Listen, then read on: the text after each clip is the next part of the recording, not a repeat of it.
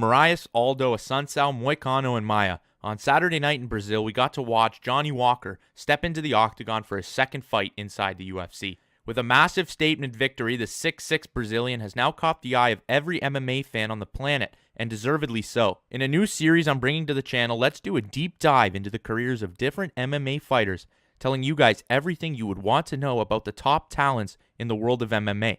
So without further ado, let's take a look at the whiskey brand turned MMA prospect, Johnny Walker.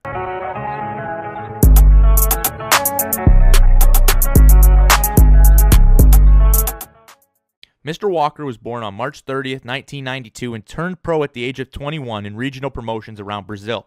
At 6'6", Johnny Walker has the advantage of size, usually making the massive cut to 205 and rehydrating to around 220 pounds by the time he steps into the octagon come fight night. He fights with a wild style and uses all the time while on camera to entertain and further promote himself not only as a fighter, but a personality fans can get behind. His fighting style fits perfectly with his energetic and unconventional antics. He fights with ruthless abandonment. With that soccer kick that he went for at the end of this most recent one, he has no regard for his or his opponent's safety. His first 6 fights all ended by TKO or KO around Brazil under banners like Team Nogueira, the Team Nogueira fight team he fought on a beach in Brazil. Johnny Walker fought everywhere, whether it was on a beach or in a backyard. You could see him in videos of backyard brawls inside a ring with just a crowd of fans standing around the ring ropes. After 11 fights, Walker had already incurred all the losses that he has now. At a record of 8-3, it wasn't a record spectacular enough for UFC to make any move at signing the Brazilian. However, in the next 7 fights, Johnny would start to piece together all the styles of MMA into a win streak that forced the hand of the UFC. After 5 straight finish victories within the first 2 rounds, Johnny Walker appeared on Dana White's Tuesday Night Contender Series. This appearance would be Walker's longest in his career and was result in his very first decision result. On the winning side, Walker was now signed to the UFC. We can catch back up with Walker, who was slotted in as the fight before the co-main event, ready to make a splash and an impact on the UFC roster. His opponent, Khalil Rountree, who in himself had been making massive waves in the UFC. Barring a no contest, Khalil was riding a 3-fight win streak against UFC talent all in the first round, all by KO. And Rountree's last fight, most notably a brutal knockout finish over kickboxing legend Gokhan Saki. He Gokhan Saki on that night, so we could say the debuting Walker was definitely going in as the underdog. At the plus 170 underdog, Johnny Walker took back to his old ways. The first thing that came to mind when the initial bell rang was the difference in size between the 2 light heavyweights. Walker stood 6 inches taller with an 8-inch reach advantage. I took the time to relate this to Jon Jones, who also stands over most of his opponents.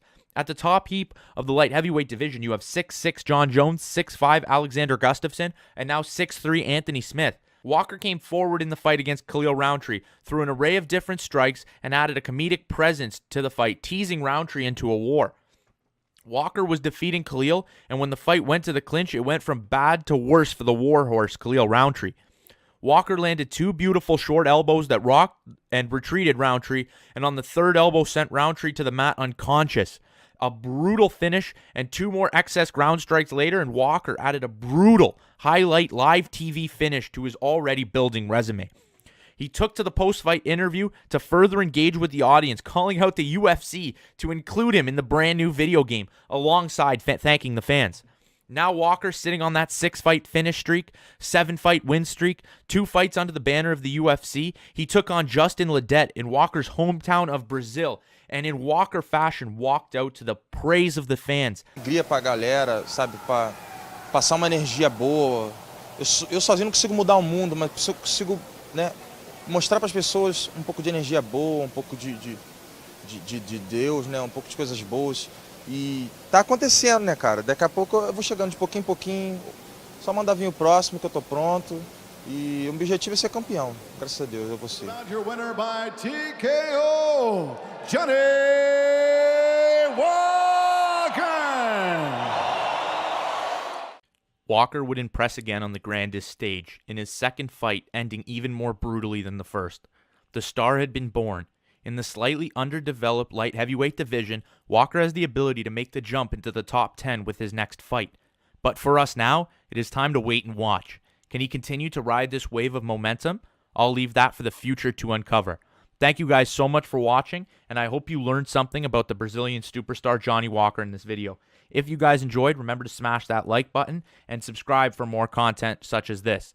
In the next week, we will be continuing this series on to fighters like Kelvin Gastelum, Robert Whittaker, and Israel Adesanya. Thank you guys so much for watching. Peace out. Well, that brings us to the end of the video. Did you guys enjoy? Remember to comment anything your heart desires. Beside me are 2 other videos you can take a look at for more. And you probably can't see my face right now, but click the logo to subscribe for more daily gaming, MMA, and overall sports content. Cheers, beauties.